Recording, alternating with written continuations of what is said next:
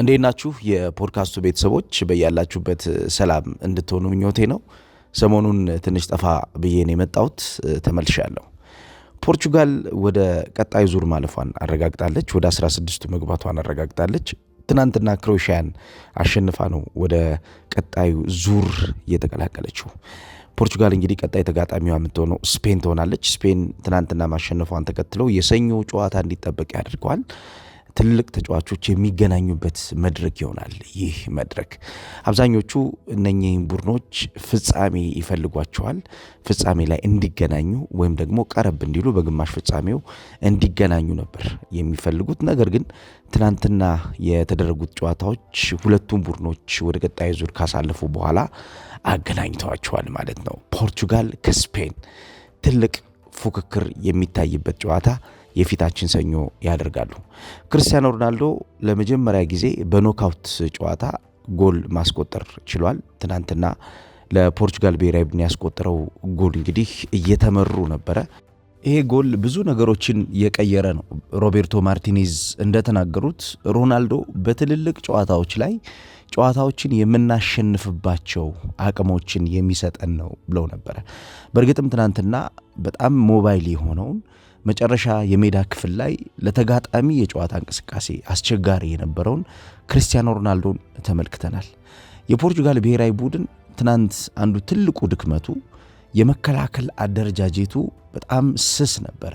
በተለይም ለተጋጣሚ እንቅስቃሴ በቀላሉ ቦታ የሚተው ነበረ። የተጋጣሚ ቡድንን እንቅስቃሴ አብዞርብ አድርጎ አሸንፎ ተቋቁሞ መውጣት ለመቻል ብዙ ነገሮች እንደሚጎሉት ተመልክተናል። ትናንትና ምናልባት አሰልጣኝ ሮቤርቶ ማርቲኔዝ የምናስተካክለው ነገር ይኖራል። በተለይ በመከላከል አደረጃጀት ውስጥ የነበረን ክፍተት የተወሰኑ በቀጣይ ጨዋታዎች ላይ ልናስተካክላቸው የሚገቡ ትምህርቶች ሰጥተውናል የሚል ሀሳብ አንስተዋል።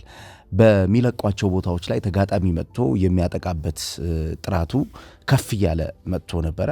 በተለይ ከአማካኝ ክፍል እንቅስቃሴ የተሻለ የነበረው የቀድሞ የሪያል ማድሪድ የአማካኝ ክፍል ተጫዋች ማቴዎ ኮቫቺች ትናንትና የህይወት ዘመኑ ምርጡን ጨዋታ ነው ያደረገው ማለት ይቻላል። ከአማካኝ ወደ ማጥቃት እንዲሁም ከአማካኝ ወደ መከላከል እየተመለሰ የሚጫወታቸው ሽግግሮቹ ቡድኑን ይበልጥ ጠቅመውት ነበረ። ቡድኑን የተሻለ ብልጫ እንዲወስድ እንዲቆጣጠር አድርገውት ነበረ። በእያንዳንዱ የጨዋታ ሽግግሮች ላይ ከተመለከትን የአማካኝ ክፍሉ ህይወት ይበልጥ የተሻለ ነበረ ማለት ይቻላል። በተጋጣሚ ክሮኤሽያ ብሔራዊ ቡድን የፖርቹጋል ብሔራዊ ቡድን ከመስመር በሚነሱ ሽግግሮች የተሻለ ውጤት ለማግኘት ሙከራዎችን አድርጎ ነበር። በተለይ ሮናልዶን መሰረት ያደረጉ ሽግግሮችን ያደርጉ ነበረ።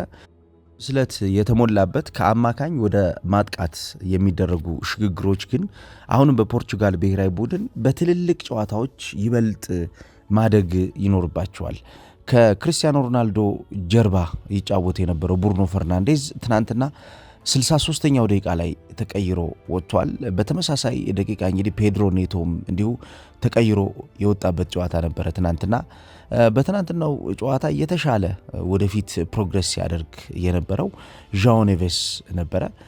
በግራና በቀኝ በነበሩት ሽግግሮች ላይ የተተኩት ተጫዋቾችን ጨምሮ ትናንት ራፋኤል ሊያኦ በጣም ጥሩ ነበረ። በተለይ ኳሱን ይዞ በሚሄድባቸው ሽግግሮቹ ከኑኖ ሜንዴዝ ጋር የነበረው ጥምረት በጣም የሚደነቅ ነበረ። በጨዋታው የትኛው ቦታ ላይ ምን ማድረግ አለበት፣ የትኛውን የሜዳ ክፍል በትዕግስት ማጥቃት አለብን፣ የትኛውን የሜዳ ክፍል የተሻለ ጥራት ፈጥረን እንቅስቃሴውን አሳድገን መቆየት ይኖርብናል ለሚለው የሆነ ፖይንት ድሮፕ እያደረገ የሚጫወት ተጫዋች ነበረ ትናንትና። ለፖርቹጋል ብሔራዊ ቡድን በቀጣዩ ተጋጣሚ የስፔን ብሔራዊ ቡድን እንደመሆኑ የስፔን ብሔራዊ ቡድን ኳስ ይዞ የሚጫወት በፕሮሰስ እና ሪፕሮሰሲንግ የሚያምን ቡድን እንደመሆኑ የትናንትናው ተጋላጭነት ፖርቱጋልን ዋጋ እንዳያስከፍላት ብዙዎቹ ስጋት ውስጥ ላይ ናቸው።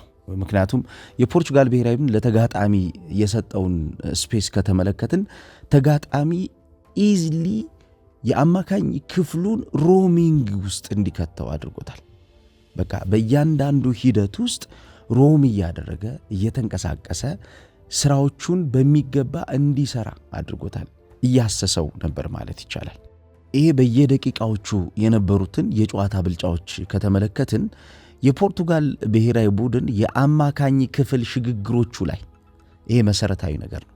የፖርቱጋል ብሔራዊ ቡድን የአማካኝ ክፍል ሽግግሮቹ ላይ የተሻለ ጥንቃቄ ያስፈልገዋል፣ የተሻለ ፕሮግረስም ይፈልጋል። ምክንያቱም በተጋጣሚ ቡድን ኳሊቲ አንጻር ከተመለከት ነው ቀጣይ ተጋጣሚው የስፔን ብሔራዊ ቡድን ነው። የስፔን ብሔራዊ ቡድን ደግሞ በአማካኝ ክፍል ዶሚነንሲ ኳስን በሚገባ ይዞ በመጫወትና የተሻለ ፖይንት በመፍጠር ከተጋጣሚው አንጻር ከተመለከት ነው የተሻለ ብልጫ የሚሰጥ ብሔራዊ ቡድን ነው። ስለዚህ ይህንን የተሻለ ብልጫ የስፔን ብሔራዊ ቡድን በቀጣዩ ጨዋታ ላይ የፖርቹጋል ብሔራዊ ቡድንን ዶሚኔት ለማድረግ ስለሚያግዘው ይህን የአማካኝ ክፍል ብልጫ መሸፈን ካልቻለ የፖርቹጋል ብሔራዊ ቡድን የተወሰነ የጨዋታ ደቂቃዎች ላይ እንደሚቸገር በግልጽ ማንሳት ይቻላል። የተከላካይ መስመር ክፍሉን ነው አሁን አብዛኛውን ትናንትና በነበረው ጨዋታ ላይ የፖርቹጋል ብሔራዊ ቡድን ብዙ ሰዎች ሲተቹ እየተመለከትኩ ያለሁት። ነገር ግን ወደ ተከላካይ መስመር ክፍል እንቅስቃሴ የሄደው ሽግግር መነሻው የት ነው? የተከላካይ መስመር ክፍል እንዲጋለጥ መነሻ የሚሆነው የአማካኝ ክፍል ዶሚናንሲውን ካጣ ነው። የአማካኝ ክፍሉ የሚቀበልባቸው አንግሎች በሚፈልገው ልክ ከሌለው፣ በሙቭመንት ደረጃ ወይም ደግሞ በእንቅስቃሴ ደረጃ ደግሞ ሊሚትድ የሆነ እንቅስቃሴ ውስጥ ከተገኘ አንድ የአማካኝ ክፍል የተሻለ ለመሆን ብዙ ጥረቶች ይፈልጋል። ይህንን ነው የፖርቹጋል ብሔራዊ ቡድን ትናንትና ያጣው። የተቆለፉበት ብዙ መንገዶች ነበሩ። ከዣኦ ኔቬስ ሽግግር ውጭ የነ ቪቲኒያና እንዲሁም የቡርኖ ፈርናንዴስ የትናንትናው የአማካኝ ክፍል ብልጫ ከዚህ በፊት ከነበሩት ጨዋታዎች አንጻር ከተመለከትነው ደካማ ነበር። በእያንዳንዱ የጨዋታ ሽግግሮች ላይ ተጫዋቾች የተሻለ እድገት ውስጥ ሊገኙ ይገባል። ተጫዋቾች የተሻለ ጥራት ያላቸው ንክኪዎችን ሊያደርጉ ይገባል። እነዛ ንክኪዎቻቸው ተቆርጠውባቸው ነበር። አብዛኞቹ የመሄድና የመመለስ ሽግግሮቻቸው ሕይወት አልባ ነበሩ ማለት ይቻላል። ስለዚህ በእነዚህ ሽግግሮች ላይ የፖርቹጋል ብሔራዊ ቡድን ጥራት ያለው ስራዎችን ካልሰራ በስፔን ብሔራዊ ቡድን ጨዋታ ወቅት ሊፈተን እንደሚችል ግልጽ ነው። በተለይ ትናንትና የስፔን ብሔራዊ ቡድንን ከተመለከትነው ፖዚሽናል ሱፔሪዮሪቲና ሙቭመንቱ በጣም ጥሩ ነበር። የግብ እድሎችን ይፈጥር ነበረ። እንዲሁም የአማካኝ ክፍል ተጫዋቾች ክሪኤቲንግ ዘ ፖኬትስ ወይም ደግሞ የማጥቃት ቀዳዳዎችን በማዘጋጀት ከፖርቹጋል ብሔራዊ ቡድን የተሻሉ ነበሩ። በተጋጣሚ የአማካኝና የአጥቂ ክፍል ቦታ ላይ የነበረውን የሚድፊልድ ጋፕን ይሞሉት ነበር። ትናንት አሁን የፖርቹጋል ብሔራዊ ቡድን ትልቁ ችግር የነበረው በተቃራኒ ቡድን የአማካኝና የአጥቂ ክፍል ሽግግሮች ላይ የነበሩትን ቦታዎች የማጥበብ ስራ ለመስራት ሲቸገሩ ተመልክተናል። the midfield and the striking partnership gap የሚባለው ማለት ነው። የአማካኝ ክፍልና የማጥቃት እንቅስቃሴ ጋፕ ክፍተት የሚባለው ማለት ነው። ይሄንን በማስተካከል የዲፌንሲቭ ላይን ስትራክቸራቸውን ስቴብል ማድረግ ይችላሉ። ስፔን በዚህኛው መንገድ ከተመለከትነው የተከላካይ መስመር ክፍሉ የስፔን ብሔራዊ ቡድን ጠንካራ ሆኖ ብቻ አይደለም የተሻለ ሽፋን ያገኘው። የስፔን ብሔራዊ ቡድን የአማካኝ ክፍሉ ብልጫ ነው የተከላካይ መስመር ክፍሉን ይበልጥ ስቴብል የተከላካይ መስመር ክፍል ያደረገው። በፖርቹጋል ብሔራዊ ቡድን በኩል ግን ይሄ ነገር ትናንትና ጎሎት ነው የተመለከትነው። ስለዚህ ለአሰልጣኝ ሮቤርቶ ማርቲኔዝ አሁን በቀጣዩ የሰኞ ጨዋታ የሚፈልጉት ምንድነው? የአማካኝ ክፍል ዶሚናንሲያቸውን ማምጣት ይፈልጋሉ። የአማካኝ ክፍል ዶሚናንሲን ለማምጣት የፖርቹጋል ብሔራዊ ቡድን የተሻለ ጥረቶችን ካላደረገ በተለይ በሚጫወቱባቸው አንግሎቻቸው፣ በሚሄዱባቸው ሽግግሮቻቸው ተጋጣሚን እስካን የሚያደርጉበት የተጋጣሚን የጨዋታ እንቅስቃሴ በሚገባ የሚቆጣጠሩበት ዕውቀት ይፈልጋል።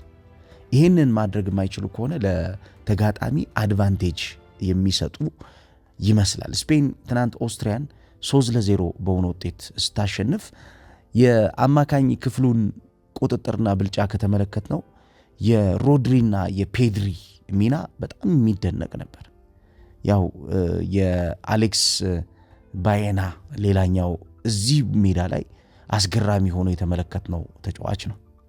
የኦያዛርባልን እንቅስቃሴ ከጀርባ በመቆጣጠር እንዲሁም የተከላካዮቹን የፓው ኩባርሲንና የላፖርትን ጫና ተሸክመውላቸው ተመልክተናል። እነኚህ ተጫዋቾች የመሃል ተከላካዮቹ የመከላከል አደረጃጀታቸው ሴፍ የሆነ የመከላከል አደረጃጀት የነበረው እዚህ የአማካኝ ክፍል ላይ የነበረው ዶሚናንሲው የሰጣቸው ነፃነት ነው። የአማካኝ ክፍል ዶሚናንሲን መፍጠር ካልቻለች ፖርቹጋል በቀጣዩ የሰኞ ጨዋታ በእርግጠኝነት ፈተና ውስጥ እንደምትወድቅ ማንሳት ይቻላል።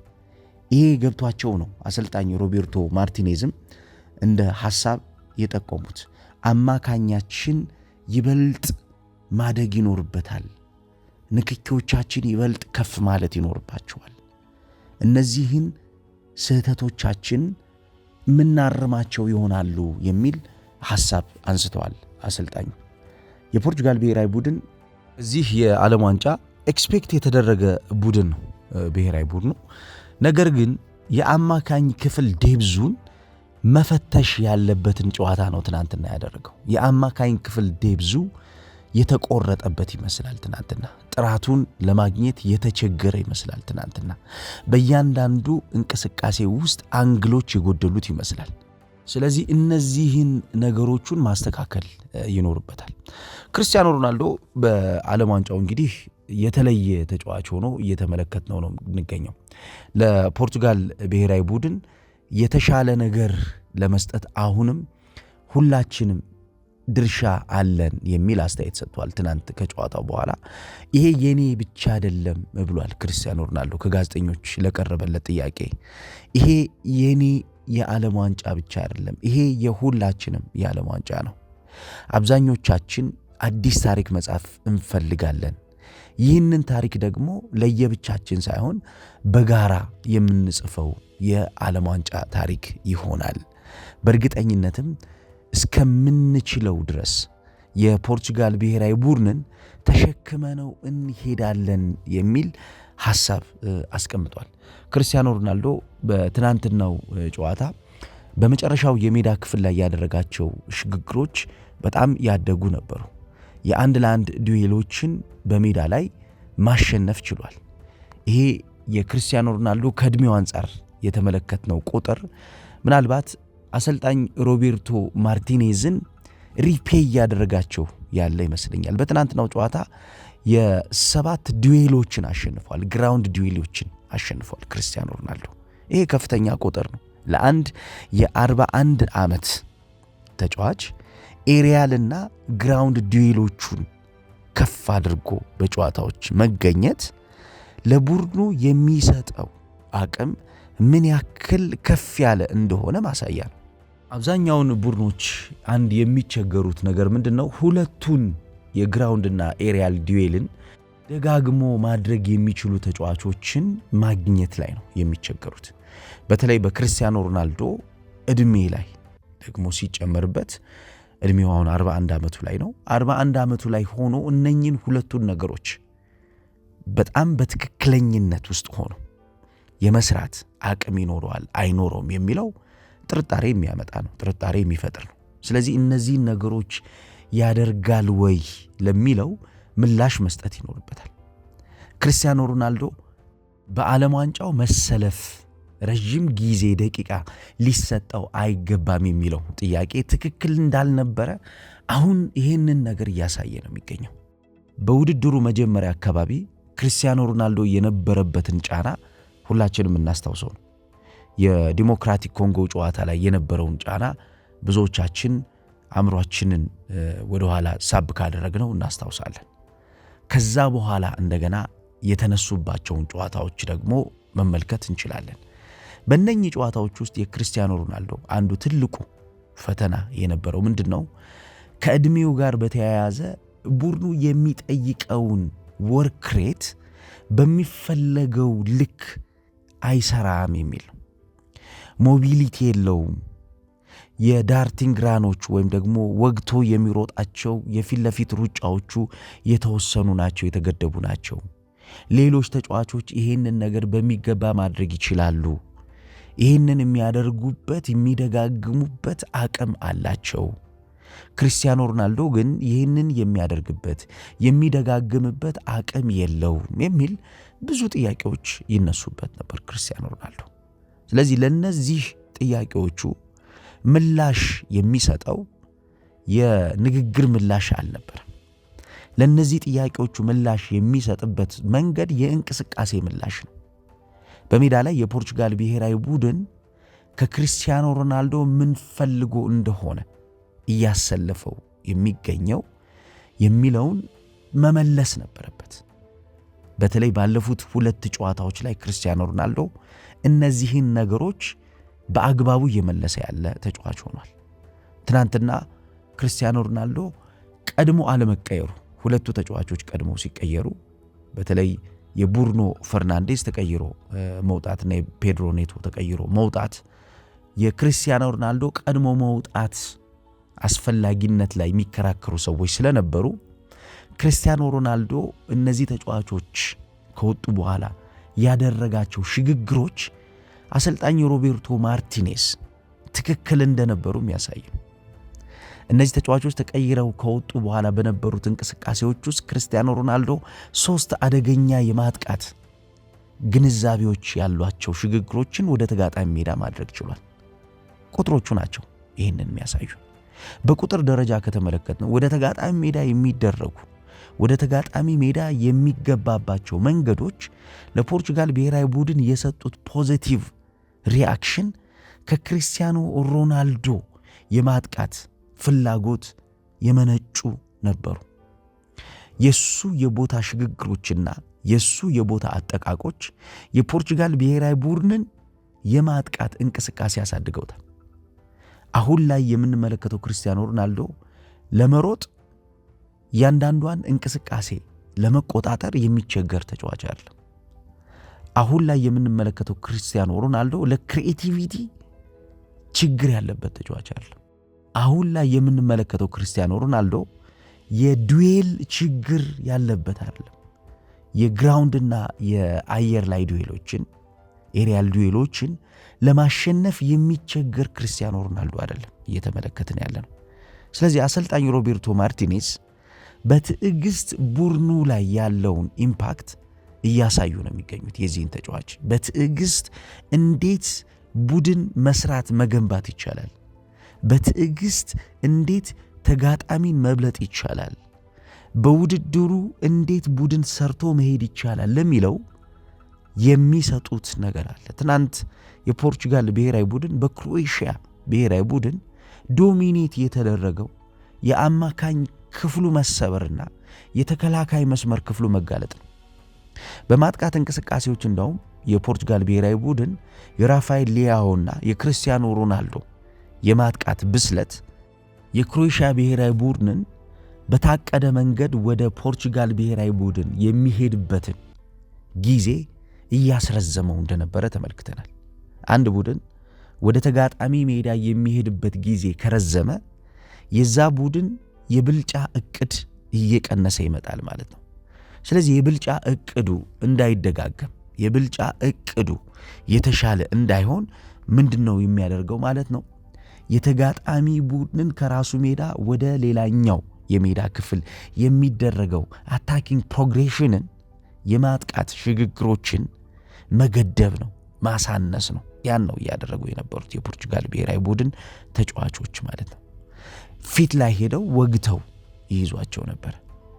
የተከፈተ የአማካኝ ክፍል እንደነበረ ግልጽ ነው። በተለይ እስከ 68ኛው 67ኛው ደቂቃ ድረስ የነበረው የፖርቹጋል ብሔራዊ ቡድን ቶታሊ ኮንትሮል ተደርጎ ነበር፣ በተጋጣሚ ቶታሊ ዶሚኔት ተደርጎ ነበር።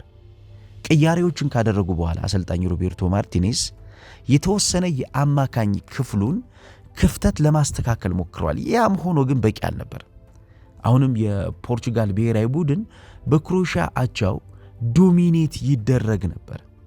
ተቀይረው የገቡት ተጫዋቾች በርናንዶ ሲልቫ እንዲሁም የኮንሴሳኦ ከዛ ውጭ ሩቤን ኔቬሽ፣ ኔልሰን ሴሜዶ የነኚህ ተጫዋቾች ሚና የተወሰኑ የተጋጣሚ ቡድንን ሽግግር የመገደብ የተጋጣሚ ቡድንን ሐሳብ እንዲዘገይ የማድረግ ሚና ቢኖራቸውም የፖርቹጋል ብሔራዊ ቡድን ትልቁ ፈተና የአማካኝ ክፍሉ እንደሆነ የተጋጣሚው የክሮኤሺያ ብሔራዊ ቡድን ብልጫ በደንብ ያሳየው ይመስላል።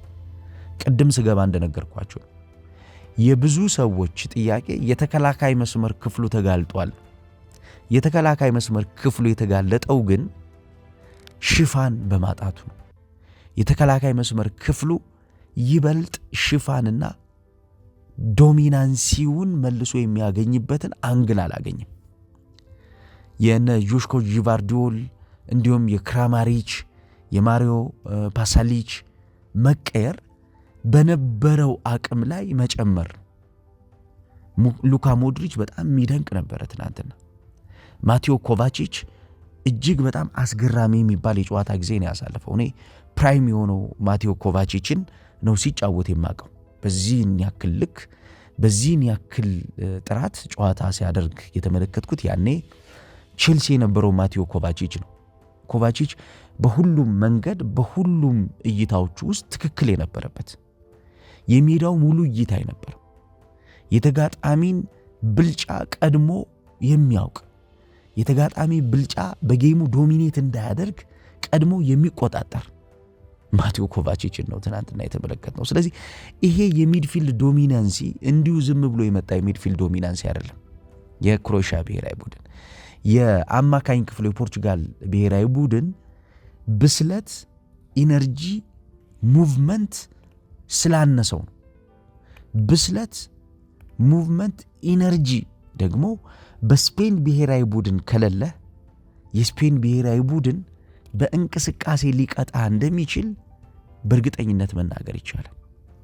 ቀጣዩ ተጋጣሚያችን ቀላል ተጋጣሚ አይደለም ያሉት አሰልጣኝ ሮቤርቶ ማርቲኔዝ ለዚህ ነው። ምክንያቱም ቀጣዩ ተጋጣሚ ስፔን ነው። ስፔን የክሪኤቲቪቲ ማሽን ነው። ስፔን የፕሮሰስና የሪፕሮሰሲንግ ማሽን ነው። ስፔን በአንድ እንቅስቃሴ ብቻ የሚቆም ቡድን አይደለም። ስፔን በሁለትና በሶስት እንቅስቃሴ ሐሳቦች ውስጥ የሚያልፍ ነው።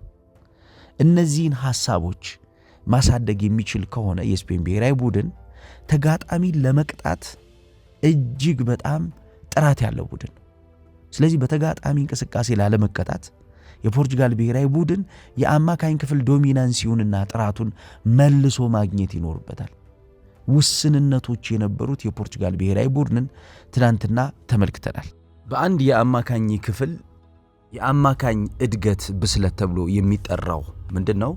አማካኙን የሚያስስበት ወይም ደግሞ ናቪጌት የሚያደርግበት መንገድ በእያንዳንዱ እንቅስቃሴዎች ውስጥ ለምሳሌ በዲሲሽን ሜኪንግ ላይ፣ በቴምፖ ኮንትሮሊንግ ላይ፣ በክሪኤቲቪቲ ላይ ያለውን እንዲሁም የዋን ተች ፓሲንጎቹ የአንድ ንክኪ ሽግግሮቹ እያደጉ መምጣት ነው አማካኝን አማካኝ እንዲሆን የሚያደርገው።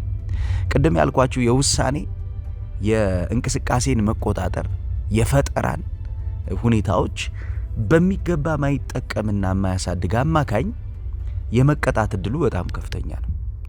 የፖርቹጋል ብሔራዊ ቡድን ወደዛ እየቀረበ ነበር። ትናንትና ንጋት ላይ የተደረገው ጨዋታ ወደዛ እየወሰደው ነበር የፖርቹጋል ብሔራዊ ቡድን። ቶታል ኮንትሮል አልነበረው። አማካኝን ደግሞ ቶታል ኮንትሮል ካላደረግከው በተለይ እንደ ስፔን አይነት ብሔራዊ ቡድን ስትገጥም ቶታል ዶሚናንሲ፣ ቶታል ኮንትሮል፣ ቴምፖ ኮንትሮሊንግ ላይ በጥንቃቄ መስራት ይኖርበታል። ይሄንን ማድረግ የማይችል ከሆነ ሊቸገር እንደሚችል ማንሳት ይቻላል። ይሄንን እንዴት ነው ነፃ የምንወጣው ብለው የፖርቹጋል ብሔራዊ ቡድን ተጫዋቾች ማሰብ እንዲኖርባቸው የትናንትናው ጨዋታ ምልክት ሰጥቷቸዋል። አሰልጣኙ ሮቤርቶ ማርቲኔዝም መፍትሄ መፈለግ ላይ ትኩረት አድርገው መስራት እንዳለባቸው ምልክት የሰጡበት የትናንትና ጨዋታ ነው ያደረጉት። የፖርቹጋል ብሔራዊ ቡድን መፍትሄ ከሌለው በእንቅስቃሴ ሊዋጥ እንደሚችልና ያ እንቅስቃሴው ደግሞ የሚዋጥ ከሆነ ከጨዋታ ሪትም ሊወጣ እንደሚችል ምልክቶች አሉ። ስለዚህ እነዚህን ነገሮች ደግሞ መደጋገም መስራት የፖርቹጋል ብሔራዊ ቡድን ነፃ የሚወጣበት አንዱ መንገድ እንደሆነ ማንሳት ይቻላል። በእያንዳንዱ የጨዋታ እንቅስቃሴ ብልጫ የምትወስድባቸውን ነገሮች መደጋገም ሁሌም ቢሆን አዋጭ ነው። አንድ ቡድን የተሻለ ብልጫ ሊወስድ የሚችለው የሚያውቀውን ነገር ሲደጋግም ነው፣ የሚያውቀውን ነገር ሲያደርግ ነው። በቡድኑ ውስጥ አዲስ የሆኑ ነገሮችን ለመፍጠር ከሚተጋው እንቅስቃሴ ጎን ለጎን የሚያውቀውን ነገር ደግሞ መደጋገም በእንቅስቃሴ በጣም አስፈላጊ ነው። ይሄ መሰረታዊ ከሚባሉት ሐሳቦች መካከል ፈንዳሜንታል ቲዮሪ ከሚባሉት ውስጥ አንዱ ነው። ስለዚህ ይህንን ፈንዳሜንታል ቲዮሪ እንዴት ነው ማሳደግ ያለበት? እንዴት ነው መስራት ያለበት? እንዴት ነው ወደ ተሻለ ውጤት ማምጣት ያለበት ለሚለው ለአሰልጣኙ ትልቅ የቤት ስራ ጥሎ ያለፈ የትናንትና ጨዋታ ነው የተመለከትነው። እኔ በክሮኤሽያ ብሔራዊ ቡድን እንቅስቃሴ እጅጉን የተገረምኩት በተለይ ሉካ ሞድሪች በዚህ ዕድሜው ያን የአማካኝ ክፍል እንዴት እንደሚመራው፣ እንዴት ቴምፖውን እንደሚቆጣጠረው፣ ለክሪኤቲቪቲ አንግል እንዴት ራሱን እንደሚያዘጋጅ የአንድ የአማካኝ ክፍል ልምድ ያለው የአማካኝ ክፍል ትልቁ ኳሊቲ ስለ ቀጣይ ሙቮች መጨነቅ ነው። የቀጣይ ሙቮችን ሐሳብ መደጋገምና ማድረግ ነው። ቀጣዩን ሙቭ የሚያዘጋጅበት መንገድ፣ ቀጣዩን ሙቭ የሚፈጥርበት መንገድ ይደንቃል። ተጫዋቹ በዚህ ዕድሜው ይሄንን የሚያደርግበት ዕውቀቱ በጣም የተለየ ነበር። የፖርቹጋል ብሔራዊ ቡድንን የአማካኝ ክፍል ቴምፖውን እንዲያጣ ያደረገበት ብስለቱ በጣም የሚደንቅ ነው። ሞድሪች በዚህ ዕድሜው እንደዚህ ሆኖ ስንመለከት እግር ኳስ ከቁጥር በላይ እንደሆነ የሚያሳይ ነው። ብዙዎች እግር ኳስ ስለ ቁጥር ነው ይላሉ። አይደለም፣ እግር ኳስ የቁጥር ጉዳይ አለ። እግር ኳስ ኦል አባውት አንደርስታንዲንግ፣ በጨዋታዎቹ የምትቆይበት ያንተ የአእምሮ ጥራትህ ነው የሚወስነው፣ ዕድሜ አይደለም። ዕድሜማ እንዳልሆነ እኮ እየተመለከትን ነው። በዚህ ዓለም ዋንጫ ብዙ ተጫዋቾችን ምሳሌ አድርገን እያነሳ ነው። የትናንትና ምሽቱን ሞድሪችን ጨምሮ ክርስቲያኖ ሮናልዶን እያነሳ ነው። ስለዚህ አማካኝ ክፍል የሚጎለውን ነገር እንዴት በዚህ ልምድ ባለው ተጫዋች አገኘ የሚለውን ከመለስን የአማካኝ ክፍል እንቅስቃሴና የአማካኝ ክፍል እድገት በተጫዋቾች ዕድሜ ላይ ብቻ የተንጠለጠለ ሳይሆን አንደርስታንዲንጋቸው ሰፊ ከሆነ፣ አንደርስታንዲንጋቸው የተሻለ ከሆነ የሚደጋግሙት የሚያደርጉት እንደሆነ ማሳያ ነው። የትናንትናው የሞድሪች እንቅስቃሴ እኮ ለቀጣዩ ትውልድ ማስተማሪያ የሚሆን ነገር የጣለን፣ ለቀጣዩ የአማካኝ ክፍል ፈጠራ የሚሆን ፖይንት ጥሏል። የሚመጡት ጄኔሬሽን የእሱን እንቅስቃሴ እንዲመለከቱ የሚጋብዝ ብቻ ሳይሆን ቁጭ ብለው እንዲማሩበት የሆነ መነሻ የሚሰጥ እንቅስቃሴ ነበር ትናንትና ሲያደርግ የነበረውና የሚደንቅ ነው። ስለዚህ ይህን ዶሚናንሲ እንዴት ነው ያመጣው የሚለው ከድግግሞሽና ከዲሲፕሊን የተነሳ ነው። ስለዚህ የፖርቹጋል ብሔራዊ ቡድን ይሄን ብልጫ የወሰደበትን አማካኝ እንዴት ብልጫውን መልሶ በስፔን ብሔራዊ ቡድን ማግኘት አለበት ለሚለው ትልቅ ፖይንት የጣለ ይመስላል። ክርስቲያኖ ሮናልዶ እንግዲህ ታሪክ መስራቱን ቀጥሏል። በኖካውት ስቴጅ ጎል አስቆጥሯል። ይሄ ደግሞ የሱ አዲስ ታሪክ ሆኖ ተመዝግቦለታል። እናንተ እንዴት አያችሁት ይህንን የትናንትናውን ጨዋታ? ከትናንትና ጨዋታዎች ውስጥ እንግዲህ ትልቅ ትኩረት የያዙት የስፔን ብሔራዊ ቡድንም እንዲሁ ድል ያደረገበት ጨዋታ ነበረ። እስኪ ሀሳብ ስጡበት፣ ተሳተፉ። ጥሩ ጊዜ ይውላችሁ።